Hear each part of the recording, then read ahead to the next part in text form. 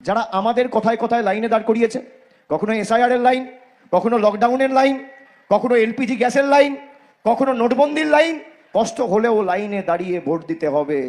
লাইনের জবাব লাইনেই দিতে হবে। মায়েরা আছেন, আছেন তো? ঘরের সংসারের কাজ ছেড়ে আপনারা এসছেন। 12 বছর আগে একটা রান্নার গ্যাসের দাম ছিল 400 টাকা, আজকে 1200 টাকা। ডিজেল ছিল 38 টাকা, আজকে 90 টাকা। পেট্রোল ছিল 50 টাকা, আজকে 100 টাকা। কেরোসিন তেল ছিল 14 টাকা লিটার, আজকে 40 টাকা লিটার। দুধ, চা পাতা, জিরে, 1 কেজি জিরের দাম ছিল 130 টাকা, আজকে 350 টাকা। 1 লিটার দুধের দাম ছিল 27 টাকা, আজকে 64 টাকা। সর্ষের তেল ছিল 80 টাকা, আজকে 200 টাকা।